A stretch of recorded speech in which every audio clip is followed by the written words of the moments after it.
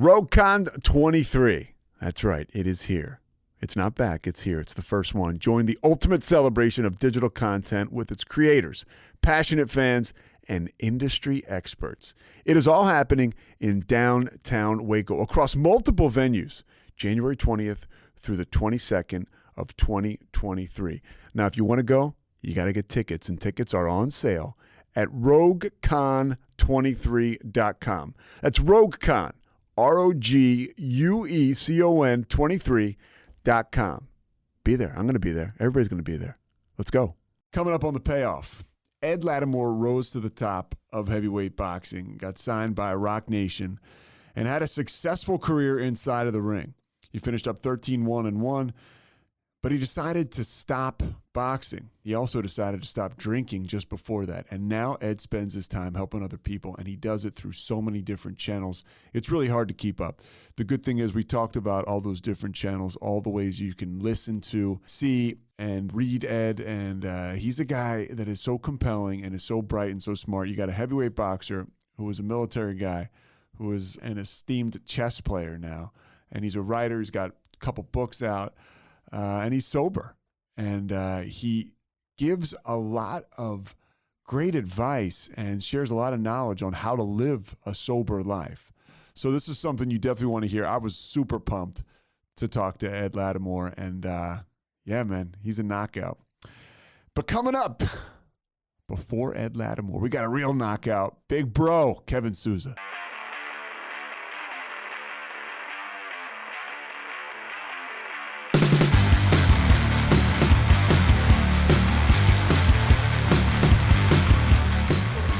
Black trunks and weighed in at 219 pounds. Coming to us from Pittsburgh, Pennsylvania, he brings an undefeated record of 13 wins. 7 of his 13 wins come by way of knockout. Ladies and gentlemen, please welcome Ed Black Magic Lattimore. Hello. Ed. Hey, 610, man. You're from Philly. Yeah, and you're from Pittsburgh. And I want to start off. I want to apologize for the delay. I mean, you call up a military boxer late. That's a good way to get your ass kicked. I hate being late, and I think that is something that comes with it's just like sobriety. I think I was not accountable before, so I take it very seriously now. And I was an athlete growing up and in college, so you couldn't be late for that stuff. You know what's funny about boxing, man? People are not going to believe this.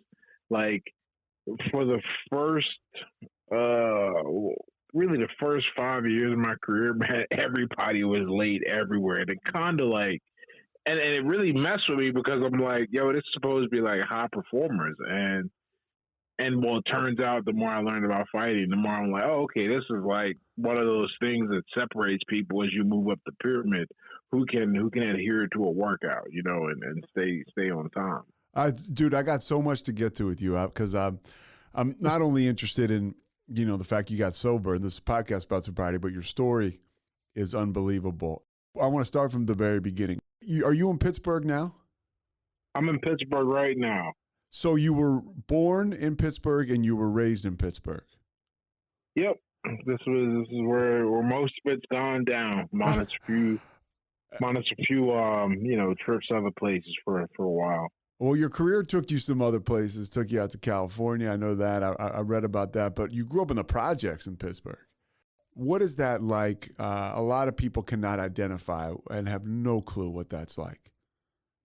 You know what's funny about growing up in that environment is you don't realize anything's wrong until you step out into another environment.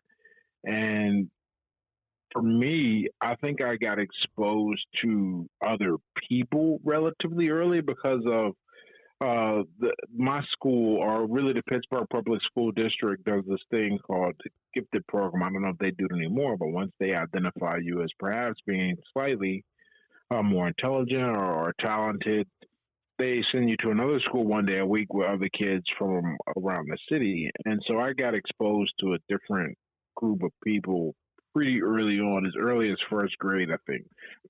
And I was like, oh wow, this is like a different world. These are different people, and I'd never really seen white people even in person. Yeah. And that was like it was all illuminating. And then I started like, when I got older and I went to middle school, and then I seen people from different backgrounds. I got exposed a little more, but my middle school was like still a feeder. It wasn't until I got to high school. My high school was kids from. I went to a magnet program way across the city. I actually had to take 2 buses to high school, and I was like, "Wow, we are like really messed up, and like not just kinda messed up." Okay, and so I say that to say that it didn't seem that rough growing up. It just was like, this is what I have to do. Like one of the things that stunned me, I remember asking a kid in 9th grade, like how many fights he'd been in. He's like, "How many? What's wrong with you? I've never been in a fight." How many? How often did you fight growing up? So much, like, like just like it was like a thing. Like I thought it was normal. In fact, when I got to high school, I was surprised by how not normal it is. And I see everyone making like a big deal about bullying, and that's a big deal. And one of the things I've had to do as an adult is I've had to reconcile, like, okay, so while it didn't ruin me, but it probably came pretty close, and I'm lucky, but it's still not a thing that your typical student should have to endure, but we all endured it, and we all are alive. So I'm like, okay, how do I feel about that?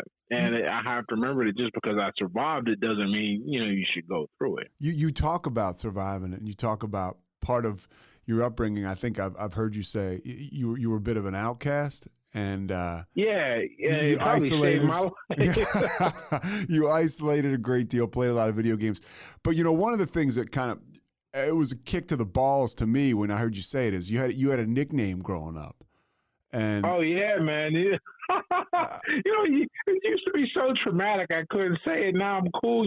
They used to call me Congo because the Michael Crichton book came out, and then they made a movie, but with the apes, and so the biggest connection they made was, oh, this guy looks like an ape. We're gonna call him Congo. Did you find yourself fighting a lot because of that?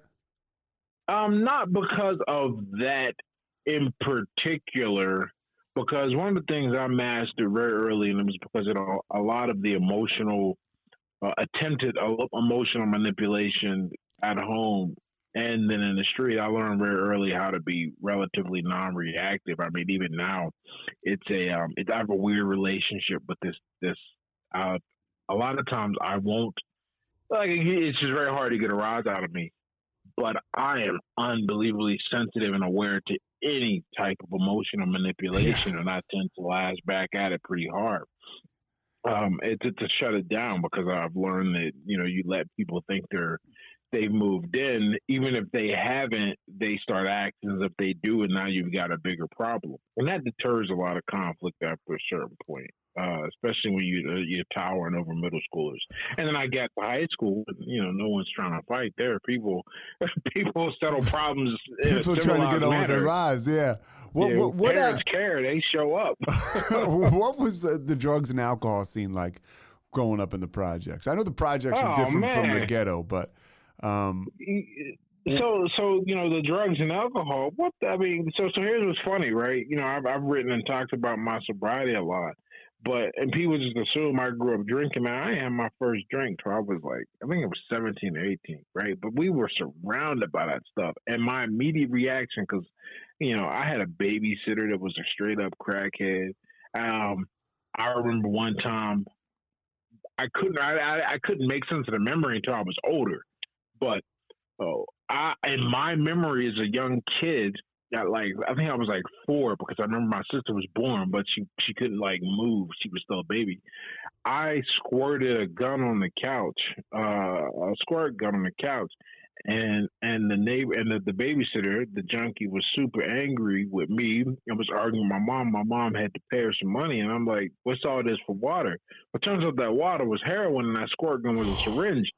I found out, and I had been around them while they were like smoking rock. I didn't know it was rock though. Like I just thought it was a sugar cube, and I couldn't figure out why I couldn't have any little things like that, right? Yeah. And then we moved. When we moved, you know, I lived next door to an actual like dealer, and that's a different game entirely, because like you know you can buy drugs like on the street, right? Everybody knows about like handoffs and quarter boys and things like that. But you also got something like called the trap, which is like a house you go to buy drugs, you know, which is like a silly idea. But we live next door to one of those. You know, you were an amateur boxer, then you became a pro boxer, but you were drinking throughout your amateur career. You said you drink, you train, you fight. When did that really start to ramp up? Well, I started drinking probably the summer between the true freshman year, right? So between the age of 17 and 18, right? That summer right after graduating from high school. Started doing that. What was happening to you? What was it like? How was it affecting you? Well, here's the cool thing, right here. This was great about when you are kind of on top of the world in any way, shape, or form, and this theme is going to repeat itself. When you have one functional thing going, or your life doesn't look like a mess, not only can you lie to people, other people will lie for you, and it's not like I had a problem. That's what I say to myself. I'm just being 18. Being crazy, right? Yeah. That doesn't mean I don't have a problem. That just means being 18. And then, you know, my dad had died at this point, right? And we ended up, well, not we, because my sister was still 15. I ended up getting like $55,000 in life insurance and a lump sum. And here's what's crazy. That like now I look at that and go, that's not a lot of money at all, right? But at that age, from my background, that was a huge come up. I had no idea how to handle that money either, man. Like craziness, right? In fact, I was a side note. I was you know worse than broken 18 months from receiving it. I was actually overdrawing my bank account to get some money to head back to school. But one of the things I did with the money, I mean, while I wasn't super drinking, I was, you know, it was bottles here, bottles there, man. It was very easy. Were drugs a part of your story at all? No. Because drugs terrify me. Drugs terrify me to this day. Because of what you saw growing up? Yeah, because I never. It's funny, man. Like I think everybody who has some type of addiction looks at other addictions like, oh, how could you do that? But no, man, I never drifted to harder drugs, but booze, that was my thing. I said I'm gonna be the hardest. I remember thinking that be the hardest drinker in the crew. So you work hard, you know? you work hard, play hard, because you start to train and you become a successful boxer. How do you walk that tightrope, or is it a tightrope of, you know, you're an alcoholic and you're becoming, you know, your work is physical. You know, a guy can show up and get drunk and maybe do a comedy show or do an office job, right? But like you got to train to get ready for fights. Well, you know what you start doing, it's very easy to when you're like devoted to something. It's easy to look at what you have to do to be devoted to it, and then you look at all the places where you can not be, and that's where you really feel and hammer the gap. So, for example, I was really good at like not drinking the week of a fight, like amazing. And then I remember the first time I decided to have a beer, like 3 days before a fight, and I went and won the fight, and I said, not so bad anymore, right? Yeah, it's like those doors we walk through, man. Yep. And most of my career I was fine, and that's how it go. I would you know then it turned into, you know, drinking 3 days before a fight and stuff like that. But if I wasn't prepping for a fight, I would be like crazy. In fact, I remember one time this is how you know you're out of control. They were like, all right, we might have a fight for you. They should do a St. Patrick's Day thing for fighting, because the Irish and the Irish have a big, strong tradition of fighting and drinking, you know? Yeah. And they would have this St. Patrick's Day show, and they were like, you know, we don't know if we can get a guy for you, just stay on standby. and that lasted till like 10 a.m. and then I was just lost, man. I said, look, if they give me a guy, it's gonna be a bad night. Unfortunately, they didn't give me a guy, right? So so it didn't matter. But I that was like one of the last times I came that close to that line. I mean, I show up to like certain workouts hungover, but not too crazy. And then I started like trying to figure out how to fit some drinking in during the day before practice. And that's when my coach was like, "What's wrong with you?" I've seen everything. And he's seen a lot of stuff, man. But I've never seen a guy try to show up and train with a little bit of booze. And I was like, "You out of your mind." And that was one of the real wake up calls when my coach yelled at me. That was one of them. You kind of underplay. You don't underplay it, but I've heard you're a humble guy, and you definitely don't exaggerate. But you were 13-1-1 as a heavyweight. You, like I said earlier, you achieved great success. You signed with Rock Nation, was like 6 fights in. What is that? Yeah. Now, on paper, that looks super exciting. Like, you sign, especially somebody that's my age who grew up with, Rockefeller and Dame Dash, and it's like there's something very exciting about that. What was that experience like when you signed to Rock Nation? Have you made it, or?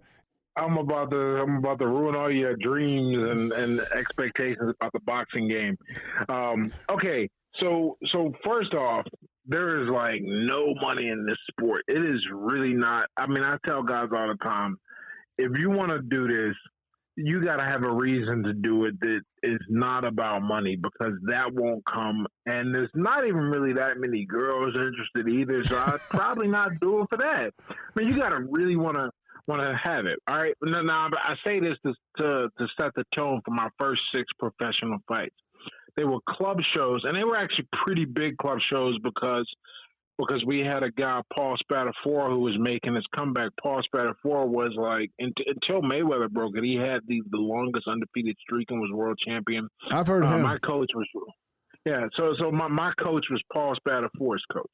All right. So when Paul was getting on cards, I get on cards, and they'd be bigger than usual club show cards. Hey, where'd you train, by the way? At World Class Boxing under Tom Yankello. Okay, and this is in Pittsburgh? As a pro. Yeah, as a pro, that's where I spent my whole career. Okay. Sorry, I cut you off. All right, so you're talking about these club shows. It's a big one. Yeah. Yeah. So, but the most I made, because when you're on these club shows, you got to sell your own tickets. So I'm the sales guy, I'm the promoter, I'm the fighter, I'm the trainer. Yeah, well, I'm the trainer. But I'm taking on more role than just a fighter. And the most money I made before Rock Nation was like $700 for a fight. 25% of which immediately disappears to my coach and manager, right? Yeah. So because even though it's not a lot, they're still like, yo, we got to eat too. Like, what's up? So, All right, cool. Now I signed with Rock, and with their contract, I was making $1,000 a round, which is not that much money still. It's just not a lot. Now I get to like say I'm signed to Rock Nation, and that opens doors and all, but in terms of like doors to a higher income bracket, nah, not really. Didn't really happen. At this point in my life, I'm also in school and in the military, and I'm getting money back because of the GI Bill. And so you're in the military while you're boxing professionally? Yep, National Guard. All of this is happening at the same time. And so while it was really cool, you post on social media and people go, "Oh man, you with Rock Nation? Oh, with Rock Nation, that's cool."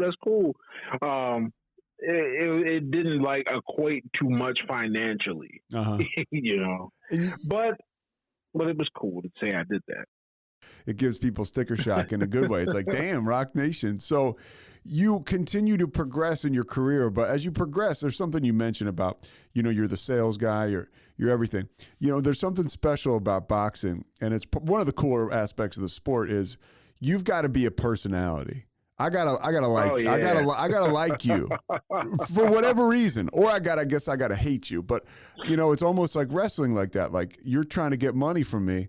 Well, I'm only going to spend money on somebody I want to see, a character. How do you create that?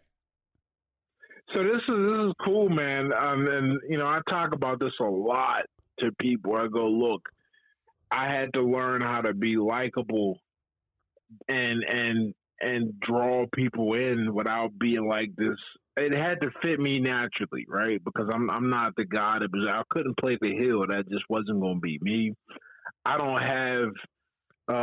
You've spoken to me now for almost half an hour. You can tell I don't have the thug vernacular. Like, I'm not going to be that guy either. Okay, so what I had to do was I had to appeal to what appealed to me, and I was just going out there and letting my work do the talking. And I got a little more comfortable talking trash and hyping the fight up, but really, what I think worked really well for me is I knocked people out, and I'm smaller than the average heavyweight, and so people come to see it. As one of my good friends always said, like, don't underestimate how much people pay to see a black kid knock people out, even in this day and age. And I was just like, yeah, you're not wrong. And so. So that's what I did, and it made the fights exciting. People were talking. And that's what you want to do. You want to generate some buzz. And you got to generate the buzz in a way that's not just in the community, because it's like what do you get? Those fans were coming anyway. I got to bring in fresh blood. That was another thing I did that worked really well because of my connections. I spent a lot of time drinking in bars, and more specifically drinking in bars with college kids.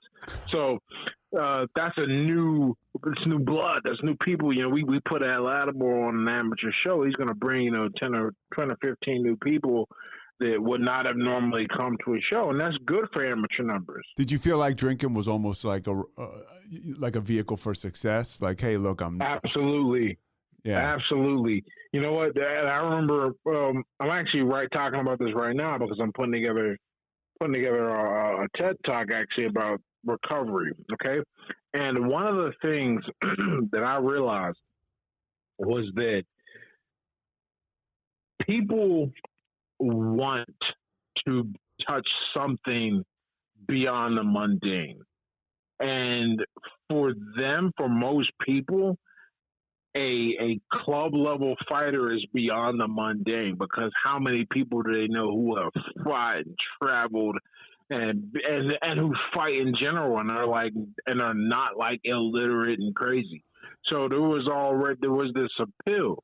All right. And so people would pay for my drinks. I remember one time I went out, I said, this is when I was first trying to quit. I said, I'm not going to bring my bank card. That's going to be my out. I'm going to tell people I don't have any money. That's why I'm not drinking. And I'm at the bar, and some guy goes, yo, I just saw your fight. This is back when YouTube was just getting up there. He goes, yo, all your drinks are on me. I said, God damn it, right? and then there was this bar I used to take people to afterwards called Gene's Place after the fight. So Gene's would get a lot of business from this. He'd do great. He'd care to be a favorite of mine. To where I would go in there and get a free drink. Well, when I was trying to stop drinking, but I still thought I could toe that line and hang out in the bar, I went to this other bar in the same neighborhood. I'm down there one night just hanging out with my buddy, drinking a tonic water. All of a sudden, a shot shows up. I look up his Gene. He's like, oh, Gene sent these over. He said, whatever you want is on him. I'm like, here we go. Right. So what ends up happening is people know a way to relate to you. And this is how they're going to touch you. And this is how they know you. They know me through alcohol. So their natural instinct is going to be, let's kick on some drinks. And these people love fighting. So I feel good being around them. And then I can generate an income from this as well. So in many ways, alcohol is kind of, in my mind, it's all in my mind, but I think it's real, has solidified itself as a real contributor to my success. When anything could be further from the truth, but that's what I thought. What happens when you go out to California to train? So it's crazy out there, man. So when I went out to California, it was like a dream come true for an athlete, man. They paid for my apartment, they paid for my food, they gave me like a $4,000 stipend. All I had to do was train and win boxing matches. That's it. Like, I think I got lost one, and it was like at the high level because they were sending people out whenever they lost, right? And I did a good job, But here's the thing, man. I was lonely as heck. Like LA, first of all, you can't live in LA if you ain't got a driver's license or without a car. I mean, you can, but like you got to be in the right place. Yeah. My driver's license was suspended. Not for anything drinking related. I had forgot to pay a ticket, so I couldn't do anything with that. and I wasn't really messing with other fighters. I never really have. There's a few I get along with. Just as people, like I get along with everybody, but like we're gonna go kicking and hang out, like it never happened. Yeah. And so what I started to do, I started to drink and drink a lot. Check this out, right? You'll be able to appreciate this based on your zip code or your area code. Pennsylvania is one of 2 states in the country where the government controls the liquor distribution. Okay, yeah. So we got to go to wines and spirits. I didn't know that. Chris Rock's got that joke. It's either Chris Rock or Dave Chappelle. I don't want to be that, all black people look the same dude. But like, he got that joke where he's like, you got to prepare me for when I go to the projects. Everything, you're about to go to the hood. You see liquor store, gun store, liquor store, liquor store. I didn't get that joke until I moved to California. Yeah. Because in California, I go right across the street to the Target and get some booze, right? Get a bottle right there in the Target. It was love, man. What so happens? I had this great idea. Go ahead. You had the great idea. I had this great idea, man. I was like, look, let me. I miss hanging out with everybody. These good feelings. Let me drink to try and recreate those feelings, and it, it worked. But that's a deal with the devil, man. You're in bad shape when you start doing that, and that's what I did. So I drank a whole lot when I was out there. Did you find yourself suffering consequences from your drinking? No. In fact, I did all right because here's the thing: there was nobody to hang out with. There was nobody to see. All I had to do was go train. I tried to build a bit of a social life, but I didn't know how to socialize without booze, and you can't go anywhere and drive or go anywhere without driving. So that was hard. So while I didn't suffer any consequences per se, it's not like I was getting better. I mean, and this is luck. I mean, just a lot of luck. I mean, yeah, and you're out there and you continue to fight, and then what? Continue to fight. What happens, Ed, when you're like I no longer need to do this? Because that's tough. I mean, it sounds like you stopped. First of all, you're like I said earlier, you're a smart guy. Like even when you realize that boxing's not going to really give you a ton of money, you go with the National Guard. But did you just decide, hey, this is not working in my life, or did something happen? Man, I wish I had woke up one day and was like, man, you know what? Done with alcohol. Like, nah, man, I got back from. So when you enlist, you got to go away to basic training, and that's 10 weeks. And then my AIT, advanced individual training, that was another. It was supposed to be 22 weeks, but they shortened it, and I ended up getting home like at the end of December. So I went out with my friends one night, and I had a night, that I'll never forget if I could remember it, And what ended up happening, apparently, I showed up, started drinking, pissing people off. I ended up at my friend's house. I don't have any idea how I got there. And then I'm looking through my phone, making sure I didn't send anything stupid. I'm sure I did. I just can't remember anything. But it was at that moment that I was like, yo, this is not going to work. Like, I got a lot to lose now because I just got out the Army. Or not just got out, but just like started my career in the Army. I got out of basic training. My pro career was going to kick back up because I left. I had 3 pro fights before I enlisted, or before I left for training. I came back. That was going to be, kicked up. School was on the agenda now. I was enrolled, and I had just met the woman who I'm still with now. About to get married. It was 10 years ago, and I said I don't want to mess that relationship up. If it goes sour, I want it to go sour because I'm a genuine asshole, not because I do something Trump. The stakes got too high. Yeah, I see. So I think what really happened in the weirdest way, man. It sounds like I'm doing all this stuff and doing well, and I'm doing now. But I think at that point in my life, I didn't really care. I think I gave myself things to care about, and and another powerful thing that happened is, I think everybody who quits drinking has a pain point and they're like, yo, this hurts. but they're stuck in the cycle, whatever. I was able to my time away at basic, and then going forward with school and everything too. I was able to finally build for the first time ever, probably a relationship, a new set of relationships in my life where alcohol was not the focus, and I was like, yo, this guy's pretty cool, and that identity was strong enough to where that was the last time, man. December 22nd was the last day I had alcohol. What was that? 2013. 2013. So this year it'll be 9 years. So 3 years later is your last professional fight, December of 2016. Again, I said it. You retire at 13-1-1. Look, man, I got to. Why'd you stop fighting? Like, what was the reason? What's funny, man? Because people, I want people to go to YouTube, Google. YouTube at Lattimore. You're beating people's ass. You're fighting what seem to be pretty big fights. There's the fight I get my ass kicked in too, on YouTube. But there's only one. That's another story. So here's why I stopped fighting, man. This is the truth, and this is a bit of a multifaceted answer. I'll try and condense it as much as possible. Fighting is a very hard way to earn a hard living. I'm investing in 30 to 40 hours training. Now, I'm not talking about time in the gym. I mean, like where I'm actually moving, hitting stuff, studying film, whatever, right? And you heard the pay, so the pay it's not as much as you would expect, certainly for the investment of energy. All right, so there's that part. And I realized, I figured out between, we'll say, 2017 to 2018, really. That's when I figured out that people like reading what I write. Yeah. And I can monetize that and really make a decent living.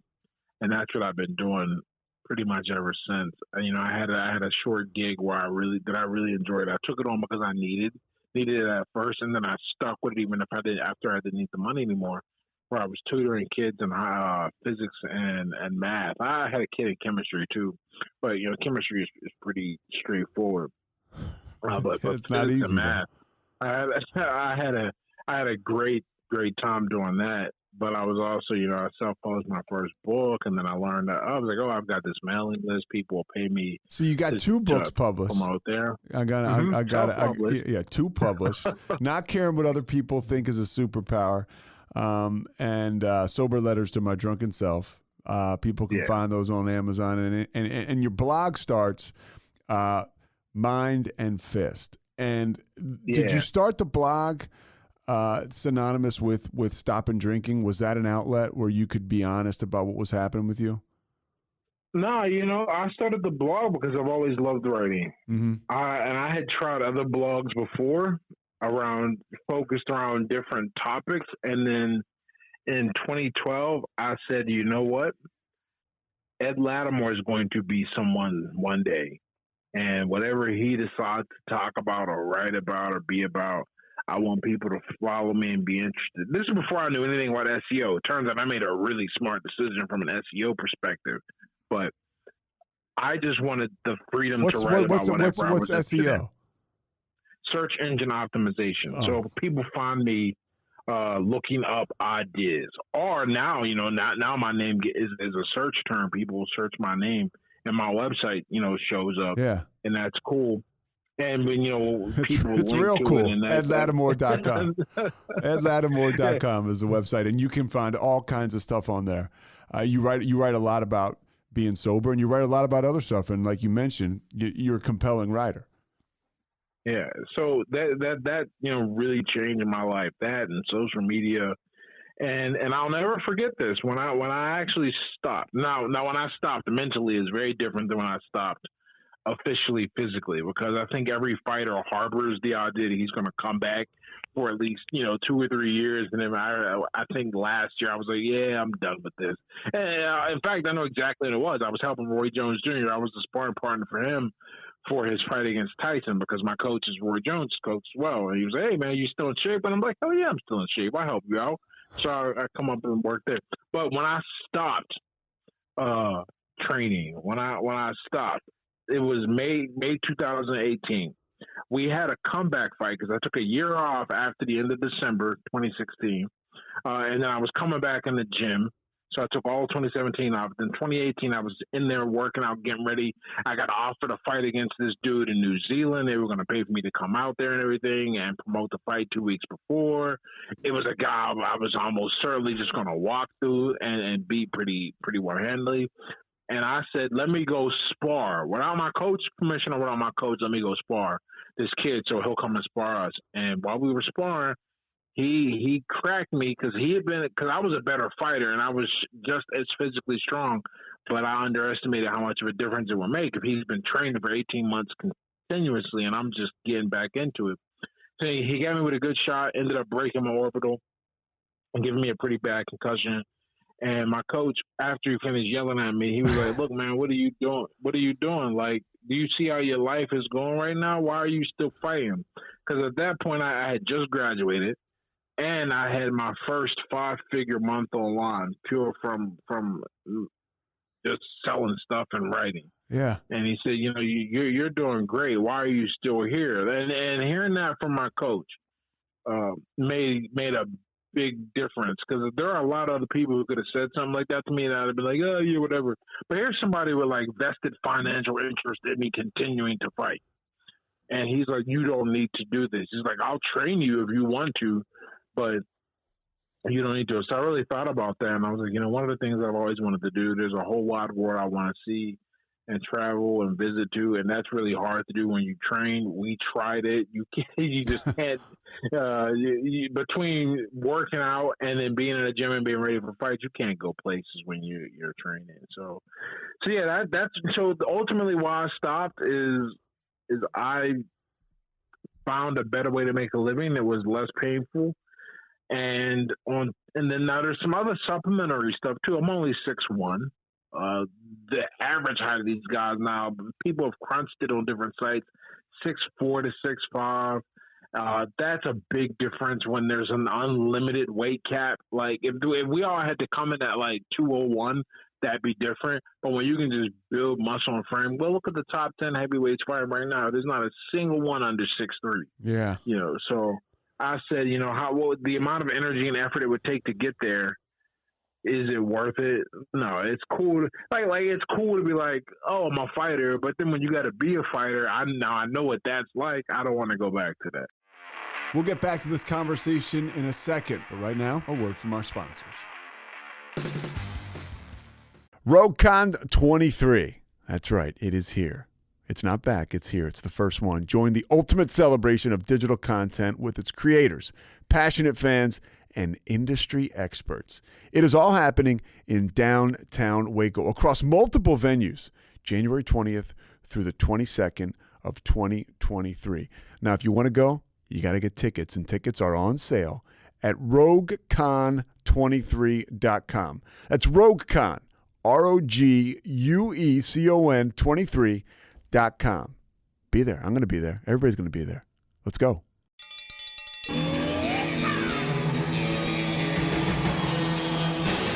Hi, I'm Hank. You might remember me from a show called King of the Hill. Check out a King of the Hill rewatch podcast. These boys ain't rap, but they are funny. Find the podcast anywhere you get your podcasts or at roguemedianetwork.com. I tell you what.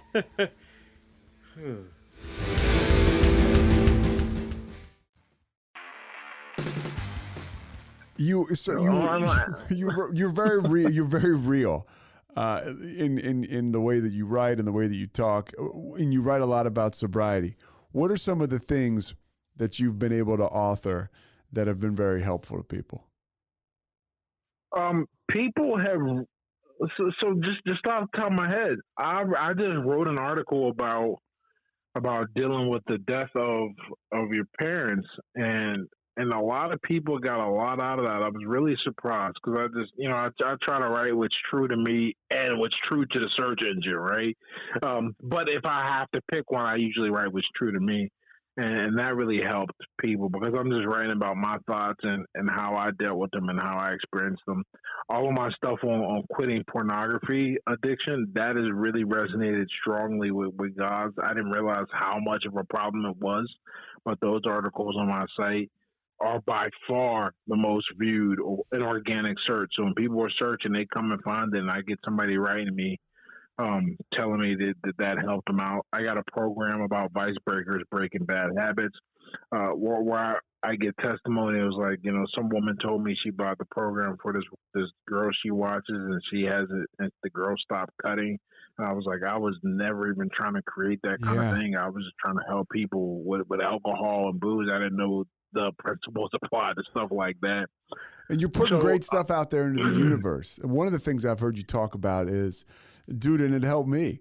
That sober guy, our buddy Shane Raymer had you on, and you were talking to him about socializing and having fun and going out without being drunk and without alcohol and being comfortable in your own skin. I think a lot of people equate drinking with having fun.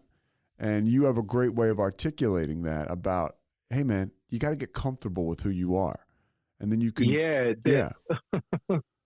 That was a big, because I thought about that issue, and that was going to be an issue because of who I am. Because I don't know if I qualify as like a super pure crazy extrovert, but I definitely do well around people and communicating.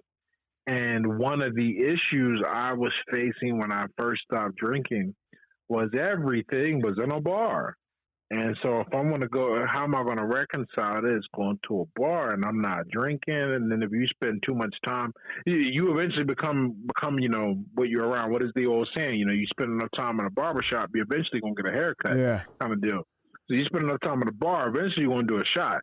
So I had to figure out how to deal with that. And one of the things I realized is that you're in control where you socialize. And that might sound novel to a lot of people, but there's nothing that says you have to connect with your friends at the bar. But what it requires of you to do is really invest in your relationships, and that's what I've done. I'm like, hey, man, you want to get together for some coffee and chat? See how things are going in your life. Let's play some chess. Oh, do you want to go to a ball game or something? Or we'll hit the gym. Things like that. I remember when I went to Fort Worth the first time, and I went by myself because there was a dinner I was going to, and I had a free night, and my brain, I remember old me would be like, where are the bars? Let's go. Yeah. And I ended up finding the largest Alamo Museum east of the Mississippi. That's what they bill themselves as. And I also, or west of the Mississippi, and I also ended up going to a really cool jazz concert. And these are just the kind of ways you start seeing the world when you stop drinking, but you refuse to stop being involved with the world. Because I think a lot of people think when you stop drinking, that shuts down a bunch of things that you can do. And that is sad, but I understand how one comes to that conclusion. But since I would not accept that, now I just have so many ways and things to do and ways to look at the world, and it makes you more curious when you go other places because like people really like do bar tours and like distillery tours, and like that's their thing. And since that's not my thing, my brain doesn't even think about it, and I'm automatically scanning the area for what to do, what to see, and who to connect with. But you don't have to stay inside. You don't have to stay inside. You get out, you connect with people, and there's a vibe and energy you get off that kind of the same thing. For me, I used to get off alcohol and drugs, being with somebody, being real, putting myself in situations outside of my norm, make me feel excited and stuff. And it's interesting, It's great. And here's a cool thing that happens. You eventually, and I describe it as a sobriety habit, because just like you have an alcohol habit, the opposite of that is a sobriety habit, and it eventually becomes so strong.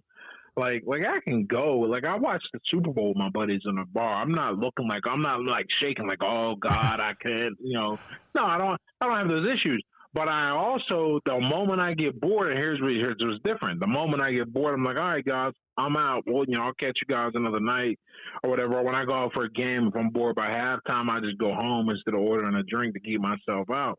It's increased, it's reduced the quantity of social touches, but it's 10x the quality. Dude, I do the exact exact same thing. I do the exact same thing, and I think, I believe it goes to what you're talking about. You need to be comfortable in your own skin to do that too, because a lot of times for me, I'm people pleasing. I'm like, oh, if I get up and say I'm leaving, people are gonna be like, oh, where are you going? First of all, they're not gonna be like that. Nobody gives a shit, right? And then second of all, you wrote a book on it, but I can't give a shit what other people think. Yeah, you got to focus on you, man, because here's the thing, and maybe you had this exact experience or something similar. When I got sober, or rather before, one of the things that really impeded me, I think probably set me back almost 2 years, is I went to my friends who I was drinking with and talked to them about my thoughts of getting sober. And when you're with people, when you ask them about if they think you drink too much and they're also drinking, that puts them in a tricky spot. And maybe they don't realize it, but it's a bit of cognitive dissonance. They can't say yes because it's going to cause them to pull in on you. And they would like to not say, and they'd like to say, no, but what if, them saying, you got an issue, lets them help you get help, but they don't see it that way because they see themselves through you and their surroundings. Yeah. So they're telling me, I'm a friend today, Trevor, man, are you sure? I was like, and I questioned it, right? Yeah. But now I don't have that issue because I'm more worried about me. I'm so much more worried about me, and I know that if I control this, the little bit of social interaction, the low quality but high quantity social interactions that I'll miss out on, it's a fun trade-off for one never having an issue with who I text or what I text, or never getting behind the wheel thinking it's only a mile down the road or things like that. But the trade-off is well worth it. Well, what do you tell? And I don't want you to give away all the secrets, but what do you tell people that stop drinking and are trying to not care what other people think? Like I said, you wrote a book on this, but how do people stop worrying about what other people think? I know that's a loaded topic. You got to take it baby steps, man. Like, I would never ever tell somebody stop drinking and hang out with the same people in the same places. Nope, because that's a recipe for failure. Instead, you got to go start building a life that you're really comfortable and proud of, and without alcohol. However you do that is however you do it. There are numerous ways to do it. But when you have a life that you feel good and comfortable with and strongly about, then you're not really worried about what other people think. In fact, you're probably going to develop a bit of arrogance towards them and go, well, look at you. You need alcohol to have a good time. I'm cool over here, right? And that is, maybe the outcome happens, maybe it doesn't. But the general principle still stands to be proud of something else in your life. So you're not, you only care when you feel like that's important, okay? When that stops being important, when that approval stops being important, that's a big deal. I remember one of the hardest people for me to talk about my sobriety to was like this girl who I'm like not involved with whatever, but all she knew me was a fun drunk guy. Yeah. And one night we don't have, because that's a new identity, and I used to care about that. And now it's like this, like that guy. I don't want to be anything associated with the old guy. And if you want to, cool. But it's not for me, and it's not a thought process anymore in my mind. I like you being vulnerable and telling people that, because again, like here we are, we got this heavyweight boxer, and you're people pleasing, right? Like just like and you had to walk into the ring and not be worried about getting embarrassed. Right? Yeah, I mean, man. There's one place to be embarrassed. Like, guys are like listening to this and, they're thinking, well, I'm going to go to a basketball game with the girl for the first time. and not be drinking. Like, what if she rejects me? And here you are talking about walking into the ring, one mano a mano. That I gotta believe that's the ultimate test of possibly getting embarrassed. You know what? I really think that. So I'll just tell you a story, man. This how I'm a weird duck, man. When I was out in LA, they brought out a sports psychologist to evaluate all of us. And the guy, and I guess he used to what are the hockey team, the Kings, I think. Yeah, LA Kings. And he used to work with them, and he was talking about how he'd never seen somebody quite like me. In that, as we get closer to the ring, we get closer to the fight. All of my symptoms of anxiety get lower and lower, and I thought that was crazy because one of the things, because that's trained. I didn't wake up like that. I learned that I learned how to breathe, and I learned where to put my mind so I could go in there and not be anxious, because I know that when the more emotional your mind is, the harder it is for you to react in control. Right, you're going to be just as reactive as an emotional being, but it may not be a calculated reaction of the way. And that's weird. A calculated reaction. Where did you put your mind? Yeah, so that's one of those things that I learned to do, and that same principle though is hard to execute socially for whatever reason. I think it's because I know that in a ring, the first thing I'm trying to prove is that I'm not going to crumble when I get hit. And I can strengthen myself and train myself to be prepared. There's really no way to prepare for being outcast except for being outcast. And I think also why I didn't think about that until now, this is like therapy sometimes, these podcasts. One of the things that I think going to the Army trained me to do, and then for the first time in a long time, was be outcast, because I went when I was 28, man. Yeah. So that's a lot of kids, They were probably the harder part than the drill sergeant to deal with. But yeah, you get used to feeling different, and you realize you're not different in a negative way. You're different in a real empowering way. Once you see it that way, you kind of feel bad for people who are not capable of stepping away, who can't see another way to socialize. John Lucas, NBA great. He's still a coach with the Rockets, I think, in some capacity. But his career ended because of cocaine and alcohol abuse, and he got sober. And he works with athletes who are trying to get sober and recover, whatever. And he says that it's very, very hard for the athlete to get sober because you need to have that ego to go and beat somebody's ass or beat somebody off the dribble. Was that difficult for you? And how did you, if you like crush your ego? They say the ego has to be smashed. How did you figure that out?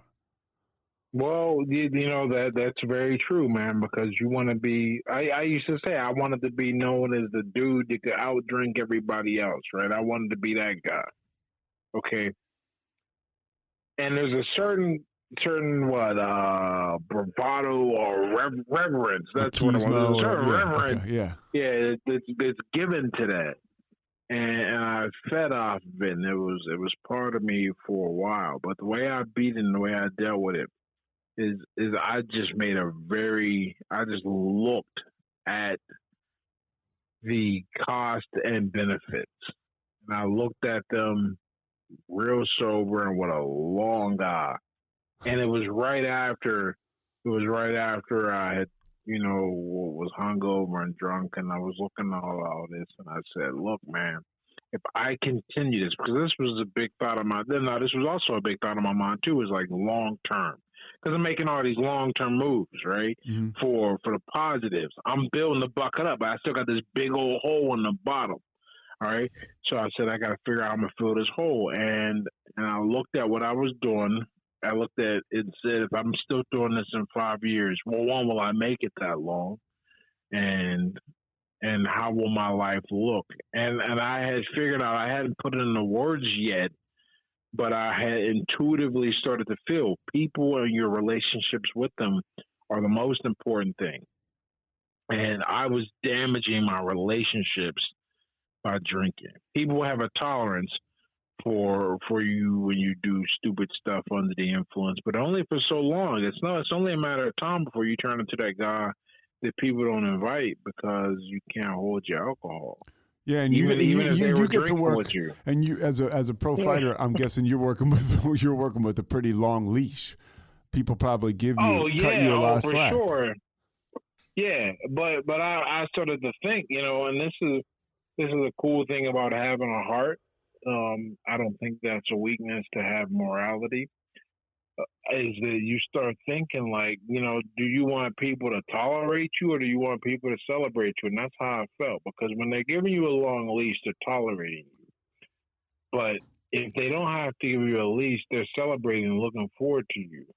So I dealt with things like, finding out that my friends were saying horrible things about me because of the way I behaved and under the influence. I dealt with, people deciding they're not going to interact with me. I probably, I think about all the friends and relationships I could have if I knew how to control myself or I didn't drink. But I ruined those. And I used to justify it. I used to say, oh, if you're not going to like me when I'm drunk, you're probably not going to like me sober, which is ridiculous. Like hearing it come out of my mouth now. And I also used to say, and be very proud of this too, that 95% of my interpersonal problems are either caused or exacerbated by alcohol. So that means I'm cool. That's how I looked at it, that if only 5% of the problems in my life are organic, I said I was cool, when the reality is it's like, no, the real issue is like 95% of your life is a mess because of alcohol. But that's the perspective you start to take on these things, and that's why it can be just super. People give you that leash, and if you don't realize it's a leash, you're going to use it up. What do they say? You give somebody enough rope, man, they're gonna hang themselves with it, and that is exactly what will happen if you don't realize that you're just getting a long rope. You talk about something. I'm not trying to keep you here all day, but this is we'll wrap up here in a little bit. You talk about something where, because you mentioned the 95%. Man, you blew me away hearing you talk about sexual assaults on college campuses, where Oh yeah, man. 95% are alcohol related, right? Yeah, so I'm actually going to put this. I wrote this chapter and I was going to include it in the book Sober Letters, but I didn't feel like when I Sober looked Letters over to My the flow Drunken of the Self book. is a book, right? Sober Letters to My Drunken Self. Yeah. When I looked over the flow of the book, I said, while this is tangentially relevant, it is not. It doesn't contribute to the overall flow of the story. But I kept it because I did good research, and my math wasn't as good as it is now. So I'm probably, when I go back and release it, I'm going to crunch it. But my crude math and heavy research, because I had to dig up different sources because this information isn't sitting in one database, is that if you remove alcohol from the equation, then you eliminate 95% of the sexual assaults reported against women ages 18 to 24. And I thought that was so significant in light of, and this was right around when I put out Sober Letters. This was right around the, I want to say Brock Lesnar, but I know that's not right. Brock Turner, maybe, the swimmer out in. Oh yeah, the guy at Stanford. Stanford. Yes, yeah. Yeah. And so this raises that debate again, and everyone's like, tell boys not to sexually assault. Don't tell us to stop drinking. I'm like, don't you understand what alcohol does to you? It's not that these guys are walking around as rapists any more than somebody's walking around with murderous intent who kills somebody under the influence behind the wheel. It's that the alcohol literally has this problem or has this effect or it makes it more likely. And I had just, I had come to that conclusion anecdotally.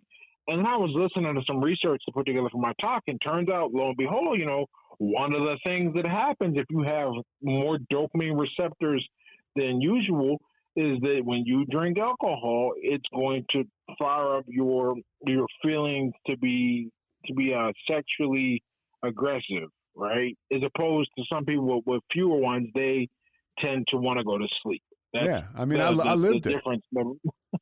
So, uh, so when I wrote that chapter, I was just looking. I was like, man, this is crazy, and no one is ever going to touch this It's because nuts. it makes it's huge. Like we can't. It really bothers me. Like that's a stat. I'm happy you like brought that up because I've mentioned it on a few podcasts, and then everyone now and then someone grabs that gem and runs with it. But that tells you how powerful, because you're young. Of course, you think you know it all at 23. Your brain's not even finished forming yet. And like I look at myself at 23, and I'm like, man, like when I see 23-year-old kids now, I'm like, wow, you're a child, And when they're drunk, you're when not Ed, even. when they're drunk, I'm terrified. Right? When they're like Oh, wasted, you ever get a brown bunch of young kids wasted? You're like, get me out of yeah. here now. And you used to be that one. Yeah, I used to be Yeah. one of them. Oh And there's yeah. nothing more terrifying, man, than like a childish mind in an adult body. Like that is, and alcohol is. It takes that recipe right there, that combination, I guess, and then it just brings out the worst of all worlds. Like the ability to have responsibility, but the lack of maturity to wield it, correctly, and it just is a bad recipe. What other things do you tell people about getting sober? Just a couple more key things, because I feel like we're helping some people with this, but a couple more key nuggets before I let you go. I tell people that sobriety is the best gift I ever gave myself, and I always say that my sobriety date is my second birthday. There's February 15th when I was actually born, and then there's December 23rd where I realized that this is my life to really handle and take control over. When you don't drink, you just don't. The way I describe it is like this. I'll just use my exact terminology. There are entire timelines that just don't exist, and you never have to walk down them. There are problems that you'll never have, that you don't even realize how detrimental they could be. Like we were at a wedding, and we were in bed by like 10 o'clock. And mine was significant because one of the guests was on a cocaine binge and was going crazy, and the law got involved and everything went crazy with all the guests. And we woke up like, what happened? Oh, we were in bed at 10 o'clock because what is there to do if you're not drinking or partying? You go to sleep. And there are one of the reasons I stopped drinking because I had the foresight to understand, or the understanding of human nature, to understand that if I'm still drinking, I'm giving myself an excuse to go out and weaken my inhibitions, that I will put this relationship that I felt like at the time, and I was right, had potential. And so I said, it allows you to build solid connections with people that really matter. And at the end of the day, I think that's all we have is our connections with other people. And alcohol really interferes with building that, especially when you abuse it, right? Yeah. Like I'm not the guy that's going to say, no one should ever drink.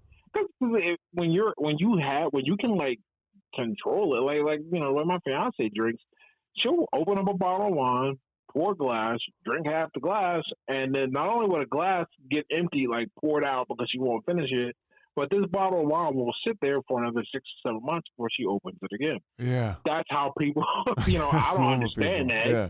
I don't get it, but it works for her. And if you can drink like that, more power to you. But if you're excessive with it, you don't realize what you're missing. You don't and that's really, if I could sum it up, you don't realize what you're missing because you're constantly sick. So sick is like your new normal. Something you've been writing a lot about is social media, and it can be addictive to people. How do you seem to have mastered the art of social media? How do you take it in moderation? Whenever I'm on social media, I'm always on it as a producer. Very rarely, and I mean like very rarely, am I ever just scrolling, like, because I don't get anything from that. Instead, I recognize what this is. It is an incredible tool for connection and income generation. So I use it like a tool, and I use it also because I think I'm putting out a benign or not even benign, even better, Helpful. a helpful, Yeah. useful message, I don't have a problem coming up with things to say and deliver. So for me, it is very much a tool to help. It is not a tool for indulgence. It's a tool to inspire, not a tool of distraction, and that's really what it boils down to. All right. Anything else? I mean, people can find you at edlattimore.com. At Lattimore.com. I'm at Lattimore everywhere. If anybody else is born with that name and wants to like do something, they are out of luck. I'm at Lattimore on Twitter, at Lattimore on Instagram, at Lattimore.com is my website. My Facebook is at Lattimore Boxer, and then my regular Facebook is at Lattimore. Like I got the whole thing on lock. What did you? What music did you enter the ring to? Was it consistent, or did you have a bunch of? It was pretty consistent, man. I love The Way by the Dilated Peoples. Yes. Okay. That's unique. Yeah, show me the way. You know, it's one of my favorite songs, man. Hard work ain't easy, but easy usually ain't worth it. That's one of those lines from that song. We'll put that. We'll put that in. Working out. We'll put that in here. What did you do? How did you find that headspace when you were walking into the ring? Where did you put your brain to where you weren't so too emotional? Because a lot of athletes listen to this, and some young athletes. Where do you put your brain to where you're not totally reactive and over emotional? How did you do that? I'll take you back right before the fight, the weeks up to the fight. I used to have a big problem where I would. This is why I say this is trained. So I don't, how he's never seen it. I'm sure it just didn't manifest the way it manifested to me. So I used to have nightmares before fights that I would be knocked out in front of everybody. And I would have these nightmares before like every fight. This is when I was an amateur. And the way I learned to deal with that, I said, okay, this tells me that I don't feel like I'm as prepared as I could be. So let me go and become as prepared as I could be. So my antidote to that type of nervousness or distraction or anxiety is preparation. And as long as I feel like I am prepared, and I'm the only one in control of that, no one else is, right? When I feel like I'm prepared and I put the reps in, then everything else is just about things I can't control. And I guess that's where that goes, is I make sure I focus on what I can control. And we as athletes tend to have a distorted sense of what we can't control. We think we can control the score by pushing harder. We think we can control the outcome of the play by trying harder. You're going to try as hard as you can, and sometimes the wind blows and the ball goes off, or the ref sees it differently.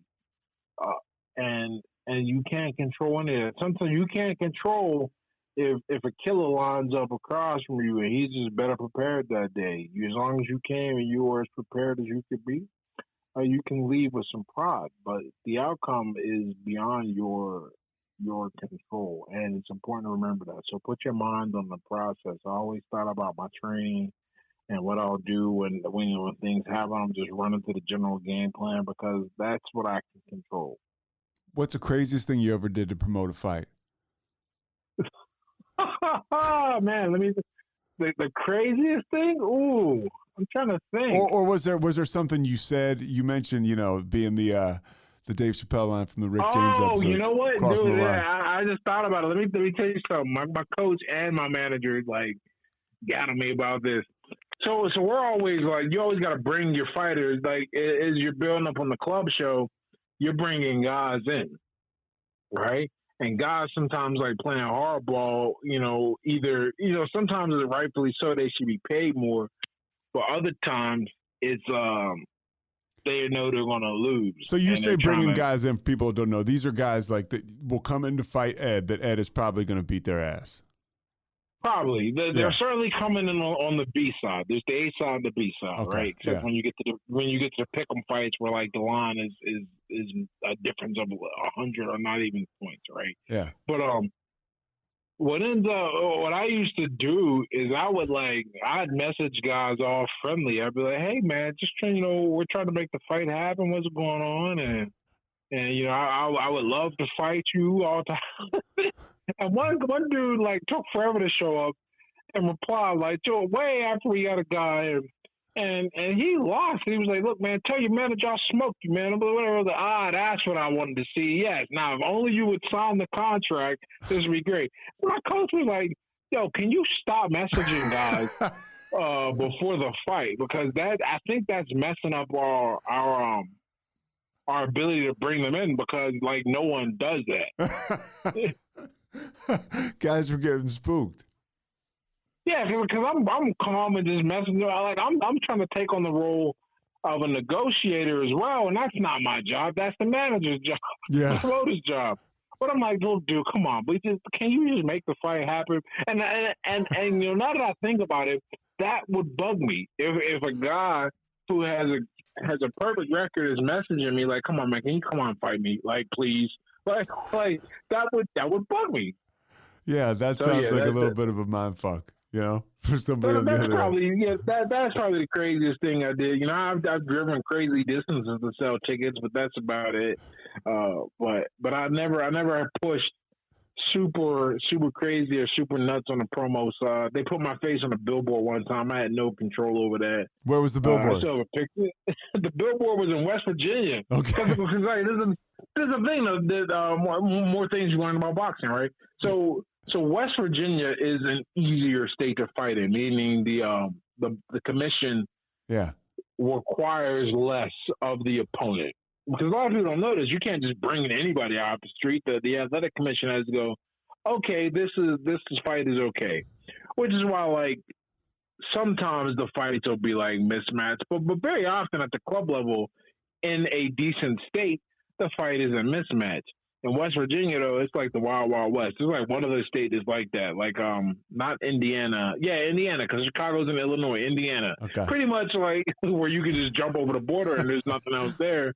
Yeah, so we'll do that. And they put me on the billboard down there, and that was cool. Hey, man, you're cool, dude. EdLattimore.com, Ed Lattimore, everything. 1T, by the way, in Lattimore. Hey, man, thank you for – a lot of people put 2 T's. Yeah. And I'm like, what are you doing? But I guess like if I hear it, that's what you would hear based on what they teach us in school. But 1T. Yeah. And Ben, I can't thank you enough. I appreciate all you're doing. Just like you're putting good stuff out there. You're helping people, and I'm certainly trying, man. I realize that I'm fortunate, and this is just my personal belief. I don't think anyone has to follow it if they don't want to, but I think the greatest thing you can do with your life is to help another life, and I'm in a position to be able to do that. And I feel like it's almost a responsibility. Like I survived all the dumb stuff I did under the influence without jail time or hurting anybody. And I have to believe that a higher power spared me, and I don't ever want to mess that up. So I'm trying to like repay the debt that I have in this short time I have left on this planet. Yeah. Well, thanks for doing it, man. I appreciate it, Ed. Hey, much appreciated, man. You have a good one. You got it, man. Thanks a lot. Thanks so much for listening to The Payoff with Pete. Once again, I'm Pete Souza. And of course, we are part of the Rogue Media Network. All kinds of good podcasts you can find at roguemedianetwork.com. And of course, you can find this podcast and all those other ones wherever you get your podcasts, iTunes, Spotify, other spots like that.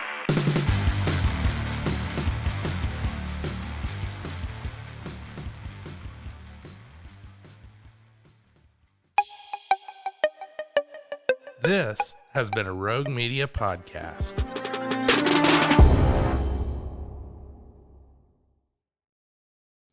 Join the ultimate celebration of digital content with its creators, passionate fans, and industry experts. It's all happening in downtown Waco across multiple venues on January 20th through the 22nd, 2023. Tickets are on sale now at roguecon23.com.